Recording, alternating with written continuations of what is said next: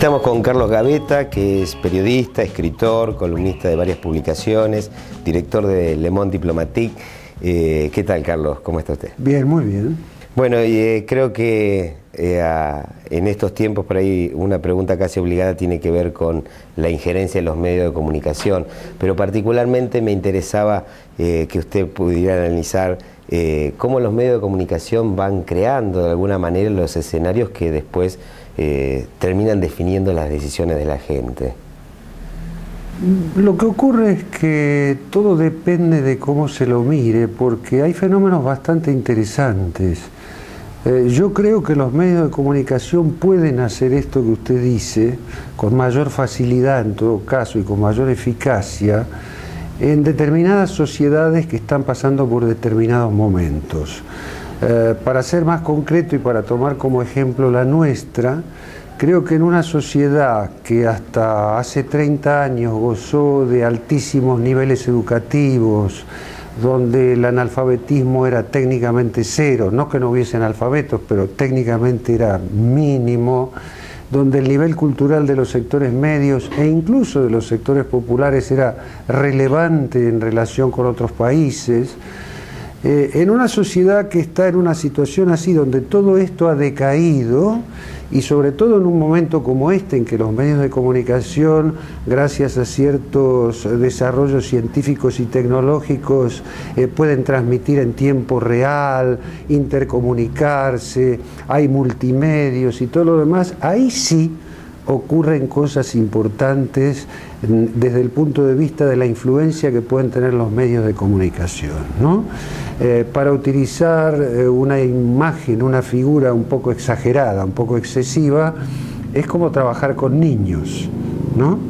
Es decir, un profesor con niños o un padre con niños tiene todo el terreno abonado para eso. Cuando ese niño se convierte en un adulto que sabe leer y escribir y que tiene un determinado nivel cultural, ya es bastante más difícil esto. Fíjese usted que en 1930, hace 80 años, Bertrand Russell dijo una vez, escribió, mejor dicho, y está citado por Jorge Luis Borges en Ficciones, escribió que ya que en los colegios ingleses se enseñaba a los chicos a leer los diarios, en esa época solo había diarios y apenas algunas radios que empezaban, sería importante enseñarles a leerlos con incredulidad. Es muy interesante el concepto. En este momento en el que los medios tienen esta importancia que usted señala, el nivel cultural, el nivel de exigencia, por lo tanto, de la población es importantísimo, porque si no los medios pueden hacer lo que quieran. Y además, como se ha producido un fenómeno de concentración, los medios ya no son la capital de Ovidio Lagos o Crónica de Néstor Joaquín Lagos, a quienes de vez en cuando, los que nacimos aquí en Rosario, podíamos cruzar por la calle.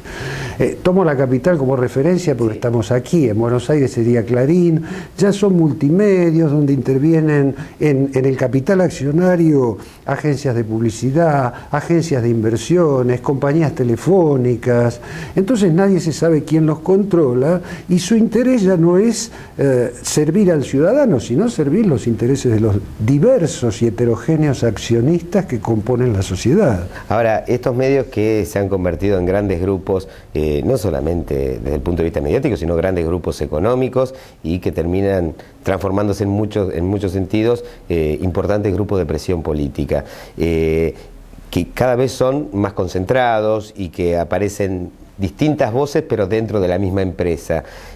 ¿Cómo hacer para que de alguna manera no se falsee la realidad a partir de estas situaciones que se dan, digamos, donde distintos medios de una misma empresa cuentan qué pasa? ¿Cómo se hace para no determinar determinadas actitudes? Bueno, lo que ocurre es que no se puede controlar a la empresa privada, porque eso sería atentar contra la libertad de empresa y eventualmente contra la libertad de prensa. Si se tolera que solo haya medios de comunicación privados altamente concentrados, como usted dice, eso no hay nada que hacer contra eso. Pero justamente a finales de los años 70, a principios de los 80, La UNESCO encargó al Premio Nobel de la Paz irlandés Sean MacBride un informe sobre medios de comunicación. MacBride trabajó con un equipo muy competente durante 3 o 4 años y finalmente le hizo este informe a la UNESCO, se lo entregó.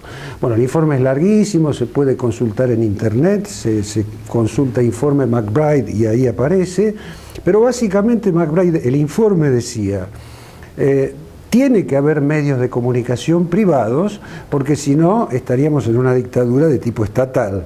Tiene que haber, se deben desarrollar, está todo muy bien. Pero el Estado, y aclaraba muy bien, el Estado, no los gobiernos, deben garantizar que haya medios públicos, nacionales, de la misma importancia eventualmente que todo el resto de los medios privados y que estén al servicio de la sociedad. Es decir, al servicio de las universidades, de los sindicatos, de los colegios, del movimiento cooperativo, de las organizaciones sin fines de lucro, de los grupos vecinales, etcétera, etcétera, etcétera. En cuanto a la prensa escrita, recomendaba subvencionar la prensa que no tiene una tirada que le permita o un ingreso publicitario que le permita sobrevivir. En algunos países esto existe, por ejemplo Italia, no sé si lo hacen todavía con Berlusconi, pero hasta hace unos años en Italia el papel de la prensa escrita, de las cooperativas, por ejemplo, de las ONGs, de las universidades, las hojas estudiantiles, estaba altamente subvencionado, era muy barato. Entonces, si se equilibra desde el Estado, insisto, no desde el gobierno, desde el Estado, esta situación, entonces la prensa es realmente libre. La prensa, los grupos privados no pueden decir lo que se les antoja porque la gente puede chequear con los medios oficiales dónde está la realidad, mirar a unos y a otros con incredulidad, como recomendaba Russell. Ahora, casi que es una pregunta que cae de maduro, ¿no? La nueva ley de servicios de comunicación audiovisual, ¿usted opina que puede llegar a subsanar esta situación que hoy se da de, no digo monopolios, pero de oligopolios en los medios de comunicación en Argentina? Yo no he tenido tiempo de mirarla en detalle. Por lo tanto no puedo opinar fino sobre la cuestión, pero por lo que me han dicho algunas personas que incluso han trabajado en ella, en su elaboración, es una ley que va bastante en la dirección que mencionaba MacBride. Por eso hay tanta furia y tanto rechazo de parte de los grandes medios muy concentrados, de los medios privados.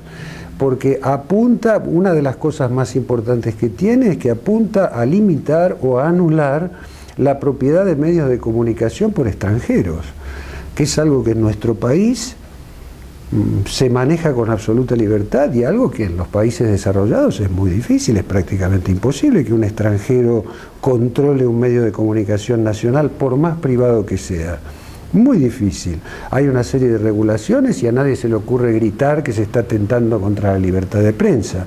Del mismo modo, y por un momento me aparto de los medios de comunicación, nosotros les vendemos tierras a extranjeros, no por un cuarto o una hectárea, sino por centenares de miles de hectáreas a veces, de una manera que en ningún otro país ocurre. Usted en Estados Unidos, por ejemplo, para comprarse 100 acres tiene que ser ciudadano norteamericano y haber vivido, después que le dieron la ciudadanía, creo que 5 años. Se puede comprar una casita con jardín, pero tierras no. Bueno, nosotros tenemos que resolver eso.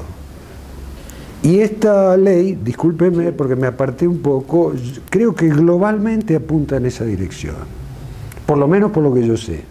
En la segunda parte de esta entrevista con Carlos Gavetta vamos a abordar esto de los medios de comunicación y la globalización.